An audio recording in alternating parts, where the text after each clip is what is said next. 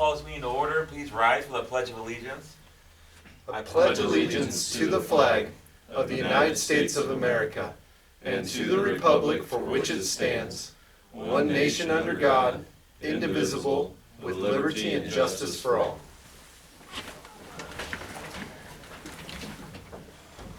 This is an open meeting of the Seward, Nebraska governing body. The city of Seward abides by the Nebraska Open Meetings Act in conducting business.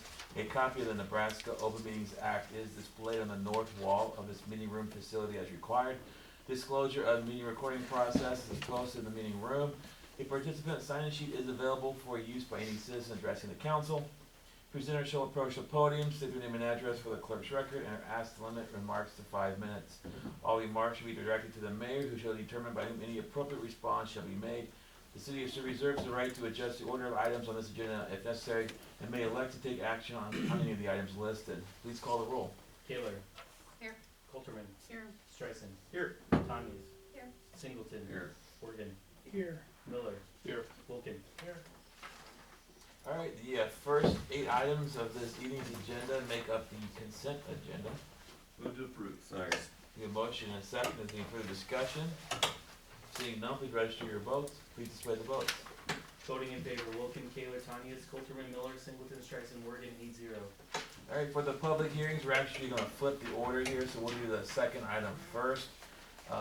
This is the consideration of an ordinance rezoning property identified as Louis Martin Edition from RR Rural Residential District to R3 Urban Residential Mixed Density District. Welcome. Thank you, Mayor and Council. All right, this is a rezone of the property located at 976 East Seward Street. It falls entirely within the corporate city limits. Currently, as you said, is zoned rural residential. Rural residential is an agricultural zoning, which comes along with agricultural uses, which we do not permit inside the city limits. Per the ULDO 41049 and annexation of territory, back when that property was annexed, it should have been rezoned to a zone in accordance with its use. It's fully residential. There is commercial to the west of it, but it's R3 zoned residential to the east of it. The comprehensive plan shows that as a residential lot. The requested zoning's R3, urban residential mixed density district. The property does meet all the minimum requirements for an R3 zoning. There was a question in Planning Commission about part of the property being in the floodplain.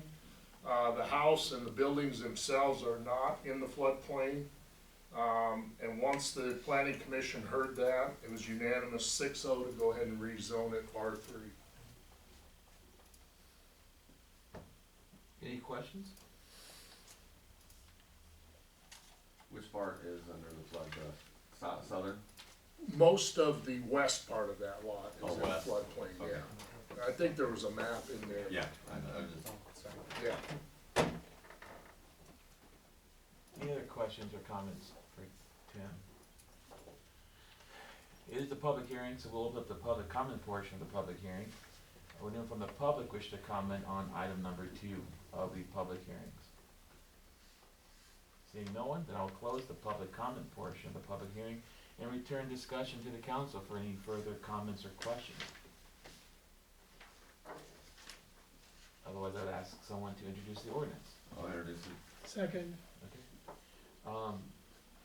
An ordinance to amend the official zoning map of the city of Seward, Nebraska to rezone certain property within the extraterritorial jurisdiction of the city of Seward, Nebraska, now zoned RR Rural Residential District to R3 Urban Residential Mixed Density District, specifically tracts of land north of Highway 34 and west of Evergreen Drive, to describe the property rezoned, to provide for publication of this ordinance in pamphlet form, to provide for a time when this ordinance shall take effect. The ordinance has been read by title and is designated as ordinance number 2023-2, and this title is hereby approved. I need a motion to dispense with statutory rule. So moved. Second. A motion and a second. Is there any further discussion? Seeing none, please register your votes. Please display the votes. Voting in favor, Wilken, Kaler, Tanya, Coulterman, Miller, Singleton, Streisand, Morgan, 8-0. This is ordinance number 2023-2. Would anyone like to move that this ordinance be passed and adopted as read? So moved. Second. We have a motion and a second. Is there any further discussion? Seeing none, the question is, shall ordinance number 2023-2 be finally passed and adopted? Please register your votes. Please display the votes. Voting in favor, Wilken, Kaler, Tanya, Coulterman, Miller, Singleton, Streisand, Morgan, 8-0. Alright. Thank you, Tim. Next, we have a public hearing at 7 p.m. This is consideration of an ordinance approving the preliminary and final plat of Luby Martin Addition. And then 1A is consideration of a major subdivision application of lots 1 and 2 of Luby Martin Addition. All right, same tract of land. His intent is to sell a portion of the land off to a neighbor to the east for the purpose of an accessory building. HOA for Valley View does not allow for an accessory structure the type of which he wants within their Valley View purview, but they do not say anything about an accessory structure off the original lot. And there's a letter in there from the Valley View Homeowners Association explaining that. The property has never been platted. It was still section town range.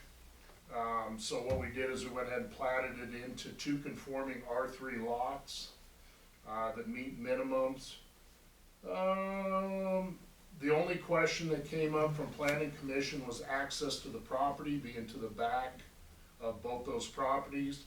And so Mr. Luby went ahead and gave an access easement across his property, as well as Shane Martin could, if he wanted, gain access off of Evergreen with the permission of the Homeowners Association, if he ever so chose to do that.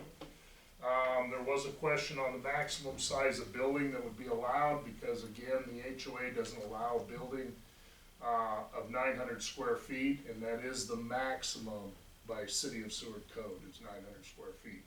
With that, it was unanimously recommended 6-0 to approve the plat.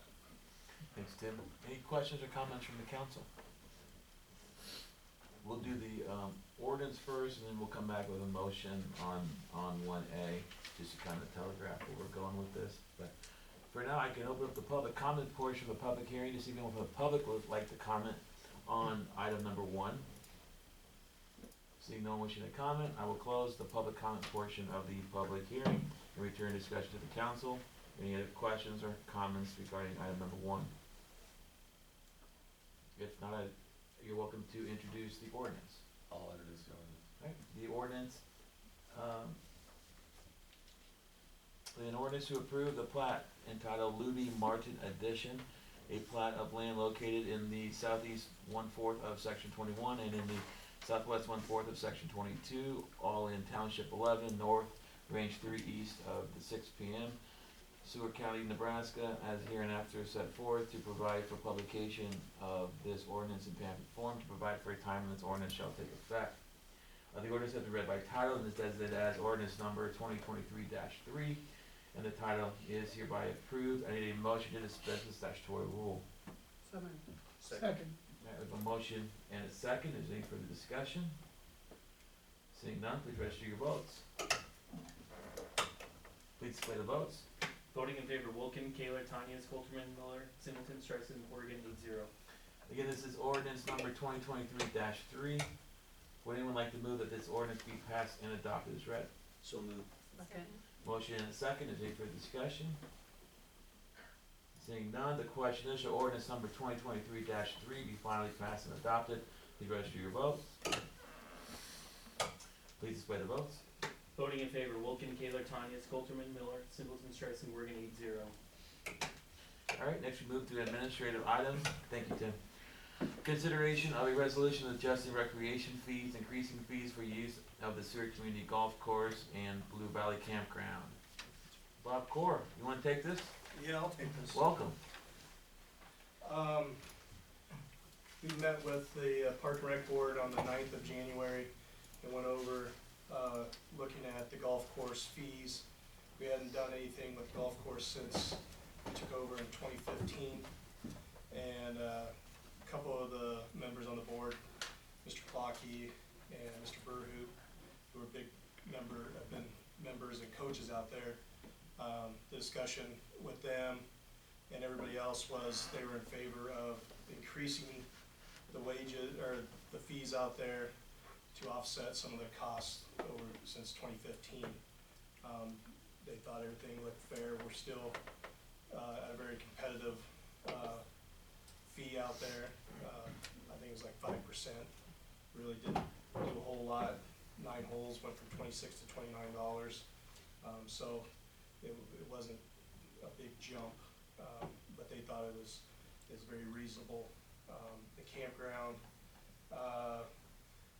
working with the police department and having discussions with them and some of the people that we had staying down there over the last couple of years, we hadn't looked at those for quite a while, was to knock it down from 14 days to 7 days for them to be able to track who's there and for the length of time that they were there and raise.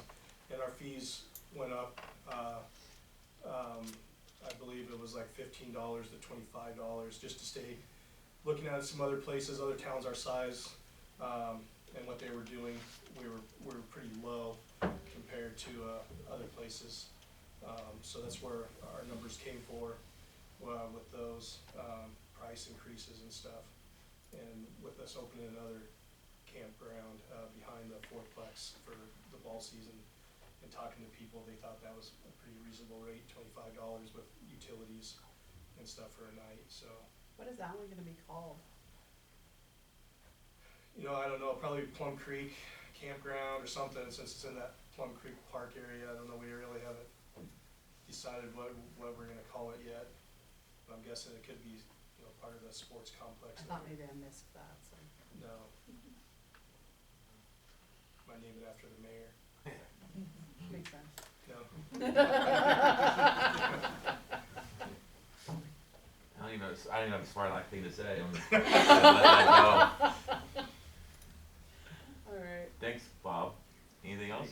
Anything? Any questions for Bob? We do, periodically, we'll go to the Parks and Rec Board and ask them for recommendations on various things, cause any fees would have to, any fee increases would have to be approved by the council, and we try not to lag too far behind, but we also don't wanna be too far out in front either, cause we still wanna be competitive. And so we use we ask the Park and Rec Board for their recommendations, and one of the reasons why I tried to have a good cross-section of interested people on the board, so that when we do have issues that deal with the golf course, for example, to have actual members or golfers out there, helping make those decisions, so we get a good, idea of what they're thinking as well. So, with that, any questions or comments? Resolution, right? Okay. I would just need someone to introduce the resolution. I'll introduce the resolution. Alright, the resolution has been introduced and is designated as resolution number 2023-1. Would anyone like to move that this resolution be passed and adopted? So moved. Second. We have a motion and a second. Any further discussion? Seeing none, please register your votes. Please sway the votes. Voting in favor, Wilken, Kaler, Tanya, Coulterman, Miller, Singleton, Streisand, Morgan, 8-0. Item number 2, consideration of a construction engineering services agreement with the Schemmer Associates Incorporated for the Carroll K. Boulevard Box Culvert Improvements Project, and authorization for mayor to sign all documents. Mike, welcome. Yes, good evening. A recent city council meeting, we approved award of a construction contract to General Excavating for the construction of a box culvert improvements. This is south of the Quadplex on Carroll K. Boulevard. So this contract that you have in front of you is for the engineering services that aid the city in making sure that construction goes according to plan and specification. So the bulk of the time spent, there's almost 300 hours here, is for field inspection. And so they budgeted half-time essentially, so for every construction day they predict will occur 90 days, 45 of those have inspection, and 4.5 hours of on-site inspection. And so that comprises about 70% of the hours dedicated to this. There's additional tasks, surveys, so they send surveyors out, make sure that they stake, and we build the box culvert extension in the right spot, locate utilities. There's also inspections, testing, this is material testing, primarily concrete, just to make sure that the quality of concrete meets specification to ensure its longevity. So the contracted amount, we're asking you to approve $39,650. Relative to the cost of the construction contract was around $245,000. It is a high percentage, but it is a very intricate design and construction, and so therefore we feel that the amount of attention, so there'll be a lot of successive intricate pours to piece together this rather complex concrete structure. So the breakdown is on page 22. There's a spreadsheet giving you all the hours. We will only be billed for the time actually spent. So depending on how rapidly the contractor proceeds through the construction, we'll reduce the amount of field inspection necessary, and of course then administration of this contract. Thanks, Mike. Any questions or comments from the council? This is a much needed improvement, Mike, as I know Yes. we're really looking forward to being able to get this taken care of, just to prevent the situation from deteriorating further. Is that fair? Yeah, it is indeed. So the structure itself, the existing box culvert, the end walls have been undermined on the east end. So we have essentially like a waterfall going off the end, and it's eroded underneath the concrete. They actually have to cut off 4 feet of the existing box culvert, rebuild that. And what we're giving is essentially a controlled concrete waterfall within confines of this concrete structure. That no matter what flow, small or high, that comes through Plum Creek Park, the structure will be able to manage that, bring it down to the level of the channel that discharges in Plum Creek without continued erosion. So over the years, they've had to haul in quite a bit of rubble and debris to kind of solidify the banks, all unsuccessful ultimately with high rains. So this should be the structure that, at least from this portion to the west, eliminates that erosion. This is the long-term solution that we've Correct. been waiting for. Yeah. Great. Any questions or comments? Otherwise, I would ask someone to make a motion. So moved. We have a motion to approve. Second. We have a second. Any further discussion? Seeing none, please register your votes. Please display the votes. Voting in favor, Wilken, Kaler, Tanya, Coulterman, Miller, Singleton, Streisand, Word, 8-0. Alright, item number 3, approval of professional engineer's recommendation and authorization to award a professional services agreement to HDR Engineering Incorporated for final design of the interior drainage and pump station improvements project. Mike, welcome back. Thank you. So you have a 2-page memo here, a little bit over a page. Just briefly going over the selection process we have for architectural and engineering services. Unlike construction, we are not obligated to solicit prices in advance to go for the low bidder. For architectural engineering, we generally pick firms based on qualifications or set process for that within guidelines. And sometimes you go into more detail. This process in particular, due to the dollar value, we did not interview firms or solicit a second proposal as we did, for instance, on the wastewater treatment plant design, but it is a multi-step process. We solicited qualifications from 4 firms. We did get 2 in particular, and so we evaluated these 2. Attached to this memo is the scoring sheet. It was rather close between the 2 firms. I think either are qualified. We decided to go with the firm that, recommend the firm that HDR, that in the end scored slightly higher. What this process does is, with your approval, then the city will enter negotiations with the most qualified firm, the top-ranked firm, HDR. And then the city then tries to come to a meeting of the minds for the scope and fee. If that's successful, well, then we'll come back for authorization of that contract with that firm. If not, right, if the price, for instance, we consider too high, exorbitant, then we are allowed to go to the second, third, fourth, et cetera, by this selection process. But we believe we'll be able to reach a scope and fee agreement with HDR. So we'll be back again with that contract and seeking approval once that step is underway. Thanks, Mike. Any questions or comments from the council? If not, I'd ask someone to make a motion. I'll make a motion to approve. We have a motion to approve. Is there a second? I'll second. We have a motion and a second. Is there any further discussion? Seeing none, please register your votes. Please display the votes. Voting in favor, Wilken, Kaler, Tanya, Coulterman, Miller, Singleton, Streisand, Morgan, 8-0. Item 4, consideration of approval of task order number 1 to the Master Services Agreement signed August 1st, 2011 with JAO Incorporated for the GIS Improvements Project and authorization for mayor to sign all documents. Welcome back, Mike. Thank you. So what you have here is a task order, which is a contract for work that will improve our GIS system that we have.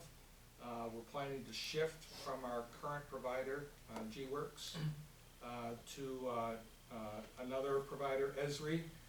We should gain a lot of efficiency with this new system. JEO is very familiar. We have looked at their work for the city of Blair and Nebraska City within the state of Nebraska. They did a very good job. The detail is extraordinary. What this $120,000 will do will be to take our current data, put it into this new series of maps, and then secondary to that is actually improving the data. So for instance, the electric department has a lot more data that they have in-house that is not currently available on our GIS. This part of this contract is to migrate that data plus data from water and wastewater and streets for the storm sewer system onto this new map.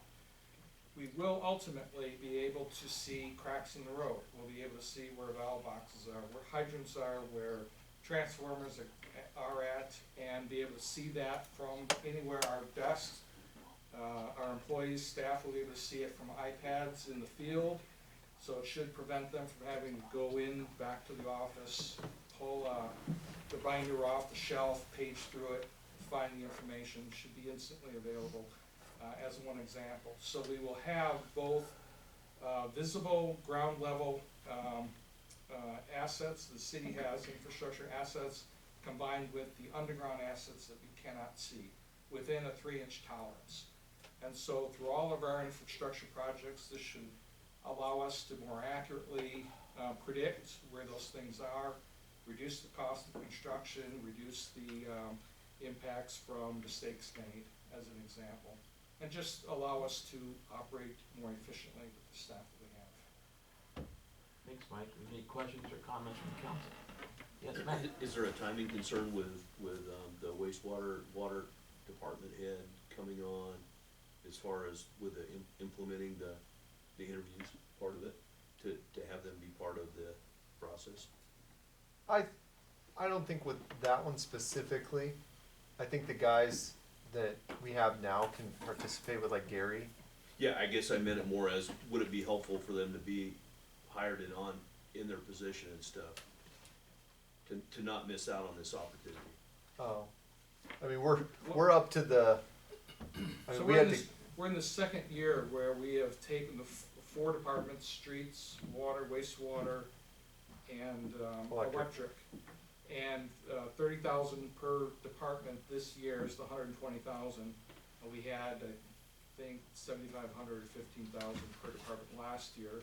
We probably will have more added, but it may not be equal next year, as an example, to complete the project. So this has been ongoing for a long time. It is something that the departments more or less have to wait a period of time. We do believe that'll be this coming August, when they will transition completely from our system to this new system. We'll essentially go live. at some point in time. We probably would not gain much in terms of revisiting all the decisions made already with a new director, as an example. And the person that for water, wastewater that's predominantly using GIS right now is Dave. Dave Seastack. Yeah, our and new Dave's locator. gonna be the most intricately involved in this, so. Cause he also does it for electric and street. He's kind of the crux of all of this now, but, And we've had Dave on staff since last summer, last spring. but he goes out every day now. All your locates in town are being done by him. And so he's that familiar with the system and what is right and what is wrong in the current GIS. And so he has a lot of familiarity. But we still have most of the general locators that did before him, whether it's Kent or Doug or any of those guys, they'll all be involved in it.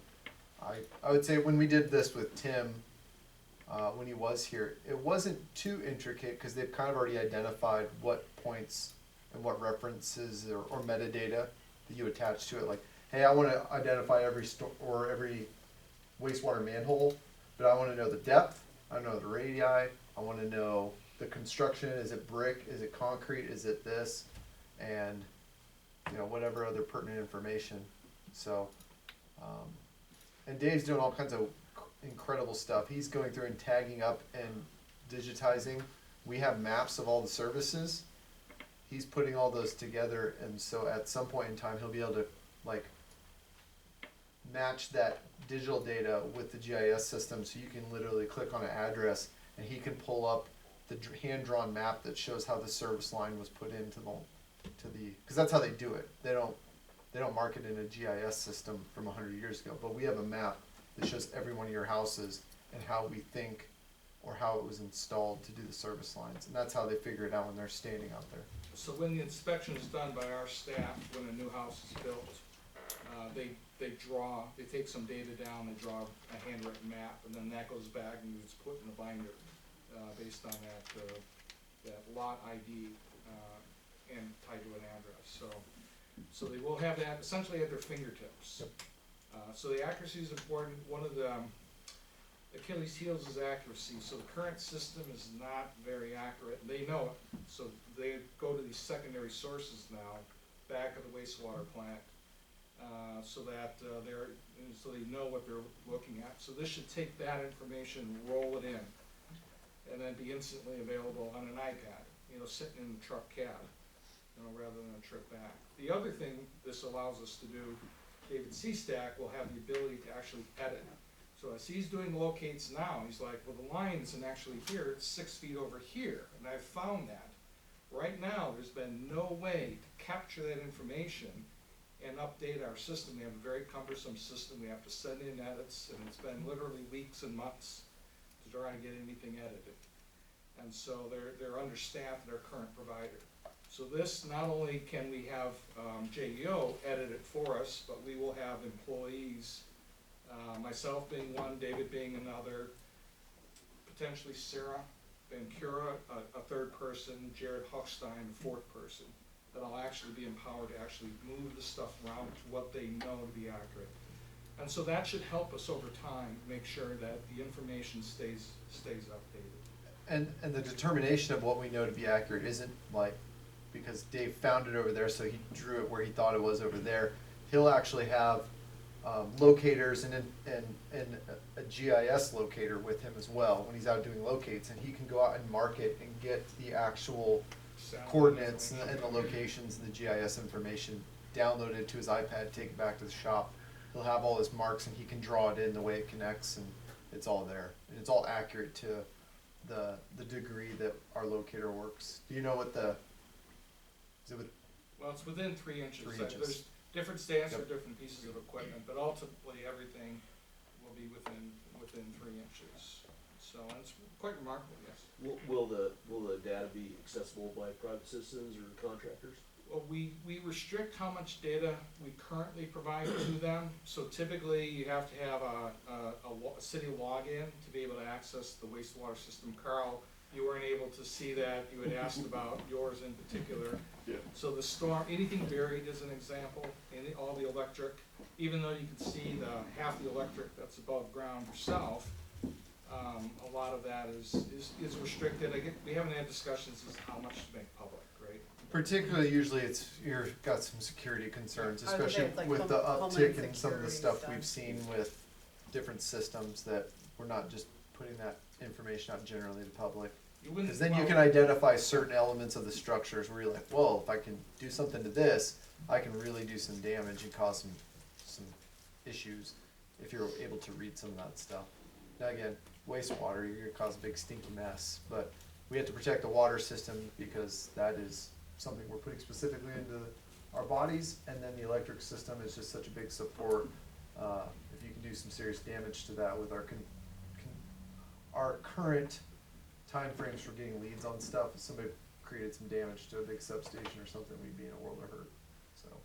All new builds will use the automated, so they're not drawing a paper map any longer, like on new. Oh, no, that's another future stuff, and that's not Right. directly, with this particular system, but I do believe we'll probably, just like anything, any of our forms, Right. we do lots still on paper forms, and we'll probably at some point in time make that a template that somebody fills out, right, and submits. Not everybody is as good, with new electronic tools, right? And so some of our employees are, by memory, water and wastewater, quite frankly, we turn our GIS system for water wastewater is larger than Doug Pollock's mind, right, in his head.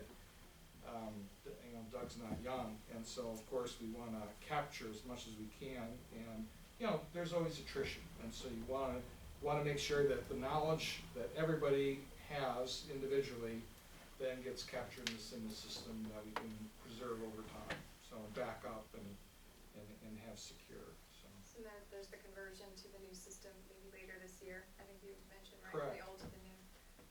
And then probably some monies next year is just a recurring expense year over year, or? No, I think that, we may have, periodic, so every few years, we may have, too much work to update that we then contract with JEO or some other consulting firm that has this capacity.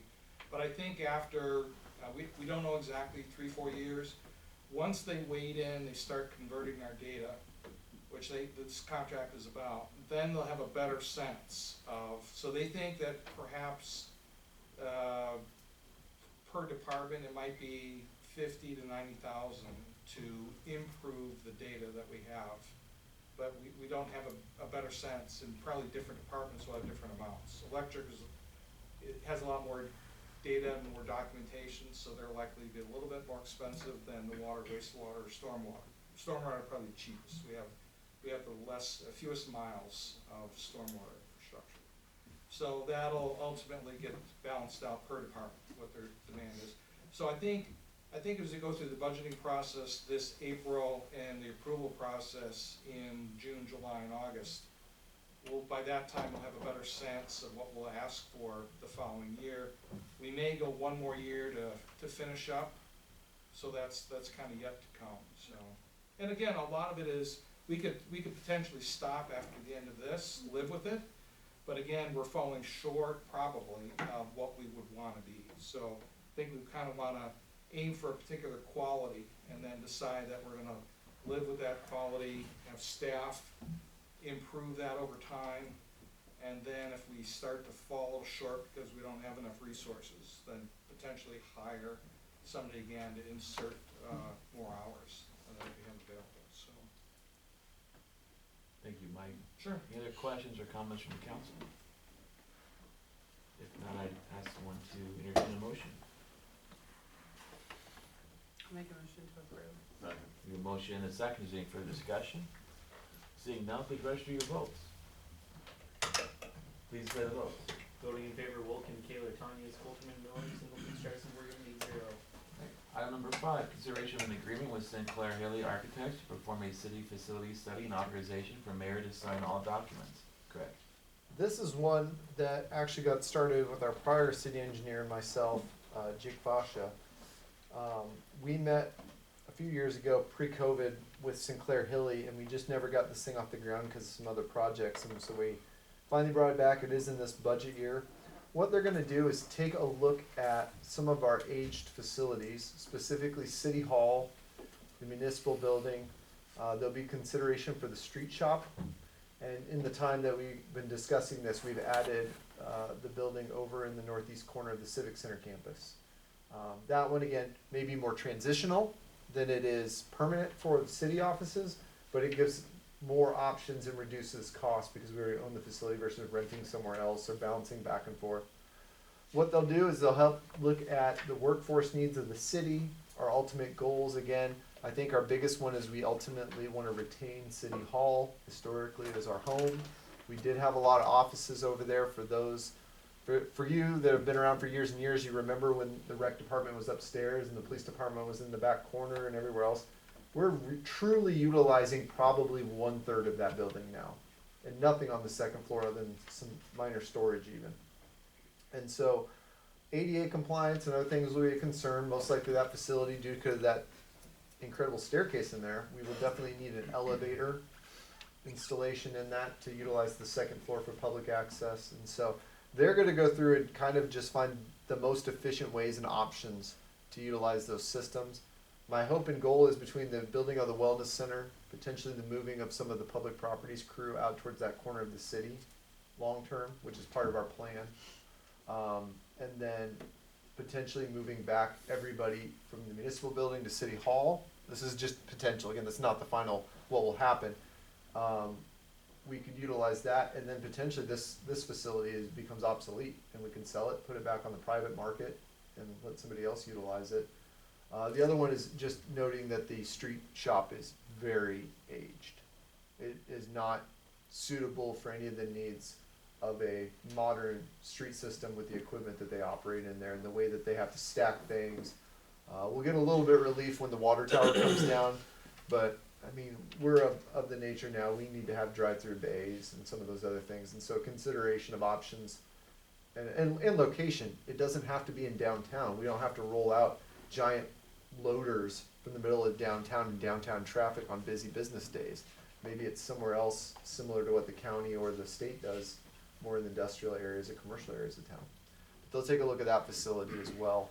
There may be some consideration for the police department, but that facility is relatively settled but we can find efficiencies because if we can share copiers or other administrative elements, there may be some savings found.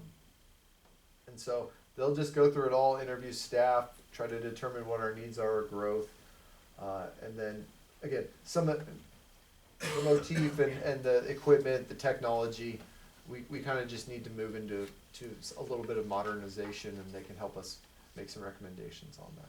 So we'll see where it takes us, but again, this is a planned item that was budgeted for. So answer any questions you have. Any comments or questions for Greg?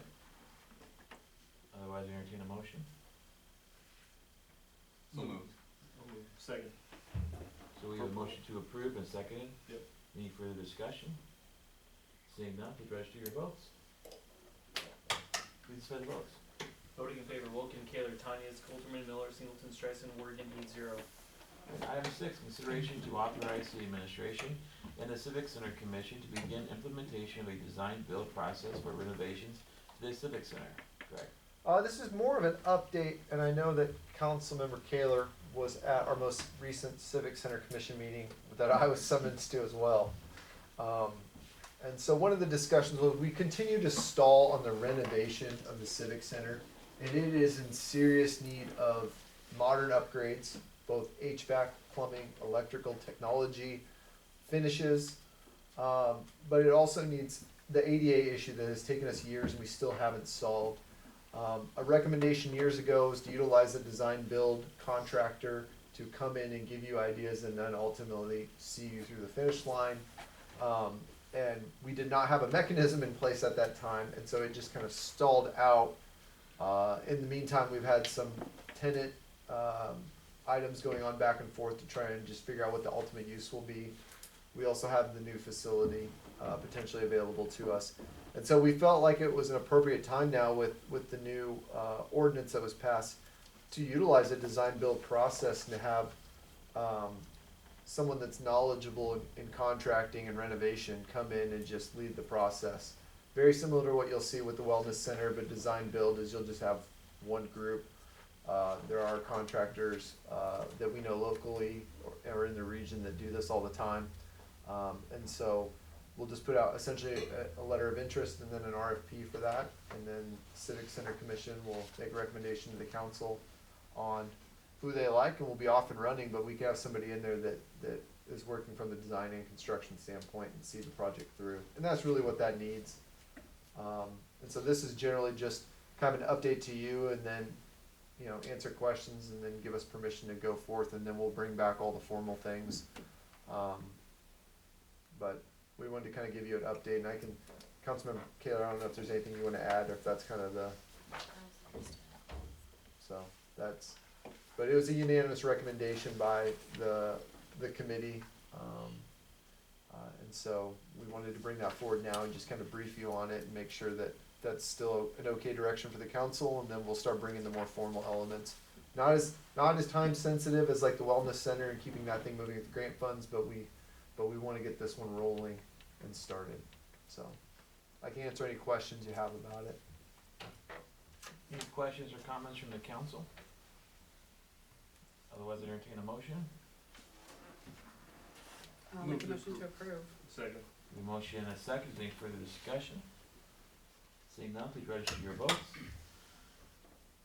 Please display the votes. Voting in favor, Wilkin, Kaler, Tanya, Coulterman, Miller, Singleton, Streisand, Morgan, 8-0. Alright, item number 7, award community development block grant, CDBG, downtown revitalization program for forgivable loans. Greg?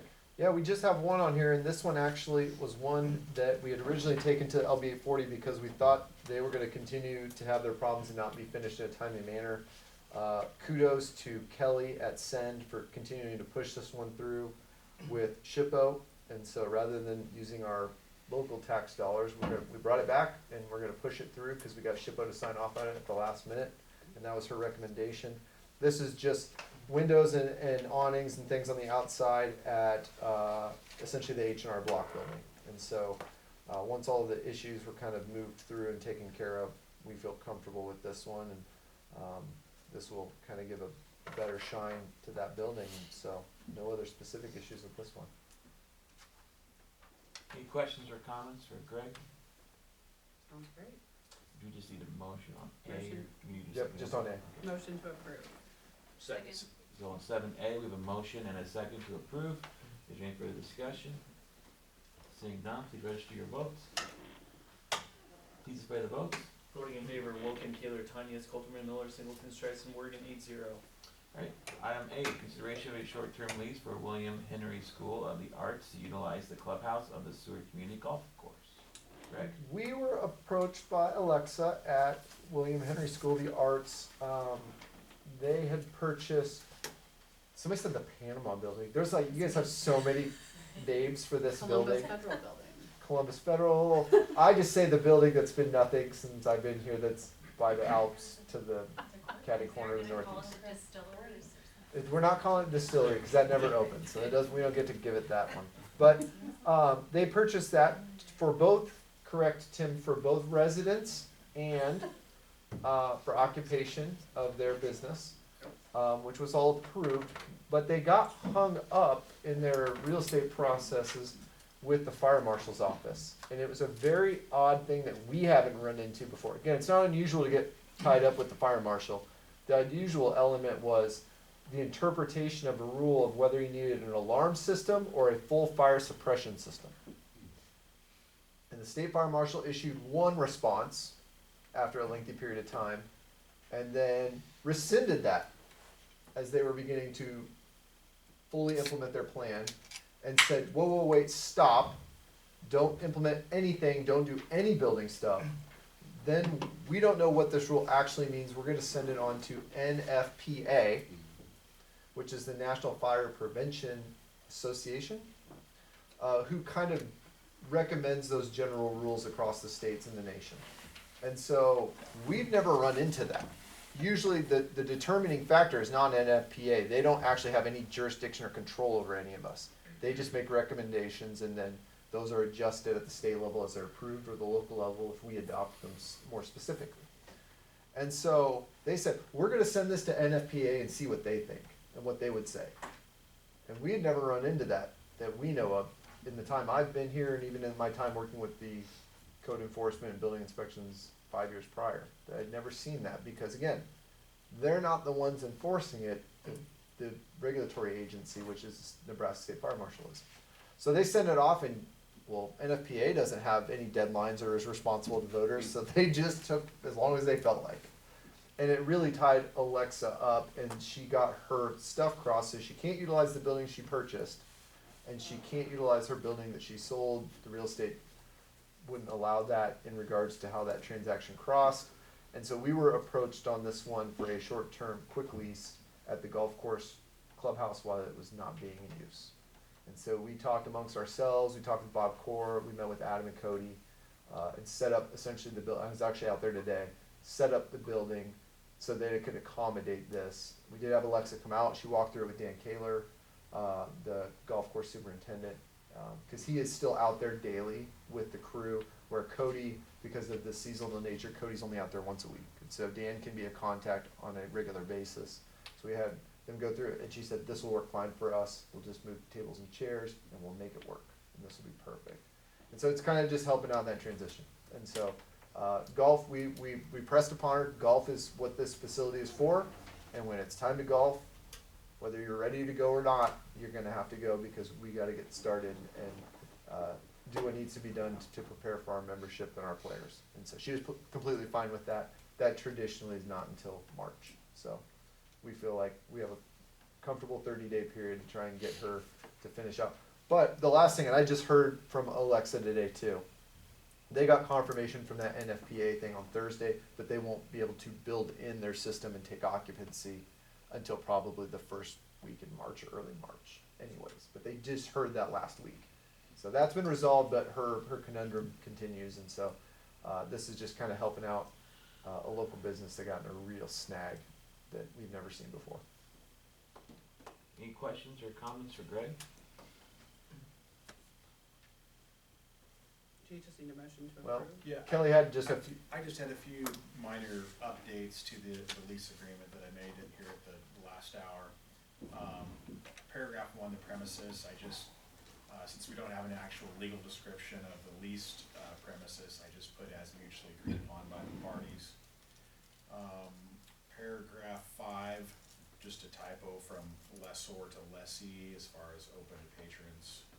And then Paragraph 11 removed the split of real estate taxes. yeah, so paragraph 11, I took out the first sentence because there are no real estate taxes being to split at this time.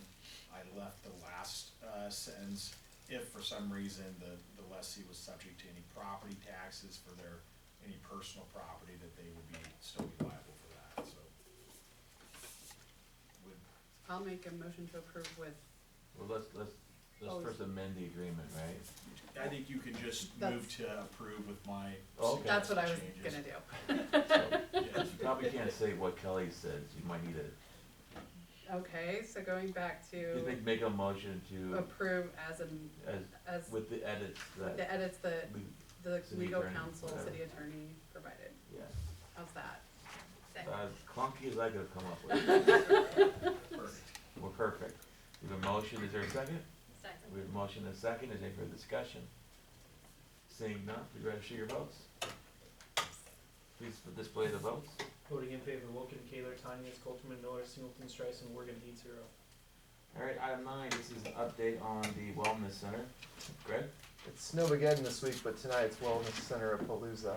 And so we did finish up, and we have the final services agreement for final design with BVH Architecture. And so this will get us started. They're putting together right now calendaring and meetings for all kinds of facility stuff that we'll be doing. I looked at this, Shane Bach with the Seward Changing the Game looked at it, Dave Crum at Concordia looked at it, Kelly looked at it. And so we've been poring over this in preparation of getting it ready tonight. These are built, and you can familiarize yourself with these AIA, because these will come up throughout this process, but these are standard document forms for construction, architectural, and engineering services. They'll be littered throughout the wellness center as we proceed through that project, and the civic center probably, now that we're gonna go design build on that. But essentially, we have a set percentage fee based on the final project, which is standard and now is bid by all the various engineering firms or architectural firms, so standard there. We did negotiate that down to 7% from the original offering. We feel that's appropriate. It is designed in a way that accommodates the CMR process. So this is a services agreement, noting that things like estimates and stuff like that will be handled by our contractor that we'll hire pursuant to the CMR process. So those aren't handled by the architect. Those are handled by the contractor who's trying to work on our behalf to value engineer and design and bring those costs down. So I can answer any specific questions. We went and just saw the other day, and we can kind of talk about it as a general update later, but Councilmember Streisand, myself, a number of other members of Seward Changing the Game went down to Beatrice on Monday on the holiday. Kind of booked that weird. But we were able to go through their recently renovated facility that was designed and engineered. And the architectural work was done by BVH. And so we got to see kind of what kind of product you had and then have a really frank conversation with their executive director and staff to learn the hoops of things to jump through and what to look for and what not to. And we're going to continue to do that process with other facilities that were designed by BVH so that we can, we're not trying to play catch 'em or anything. We're just trying to learn. Everything when you build a building is about learning so you can do something a little bit different, a little bit better next time. And there's plenty of examples of these facilities out there. And so we're going to make sure we're learning as we work through this process. But we saw a lot of great stuff, got a lot of sense of what we like and don't, and things to look out for, and so that was a good learning experience, and we'll continue to do those here shortly in the next coming weeks.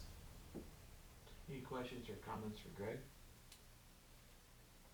I would say Greg's reached out to a lot of Hastings, Holdridge, Gothenburg, Cozad, Kearney, Beatrice, you know, all those people, Fremont, whatever and stuff, and their attitude is to very much willing to help any way they can with, 100% support for our community to help us with this project. So it's really refreshing to have that kind of support from other communities, kind of pulling for us, similar sized communities. Unless we have other comments or questions, I can start going through these items under 9. We have 9A, this consideration of professional services agreement for final design with BVH Architecture for the Seward Wellness Center project and authorization for mayor to sign all documents. Any questions or comments, or I'd entertain a motion? Move to approve. Second. We have a motion and a second. Is there any further discussion? Seeing none, please register your vote. Please display the votes. Voting in favor, Wilken, Taylor, Tanya, Coulterman, Miller, Singleton, Streisand, Bergen, 8-0. Item B, this is an ordinance to amend the Political Subdivision Construction Alternative Act. Need to explain any further? Yes, I do on this one. This is a quick amendment. It's to remove the letter of interest portion of the CMR process. When we went back and looked through this, BVH, our architects, had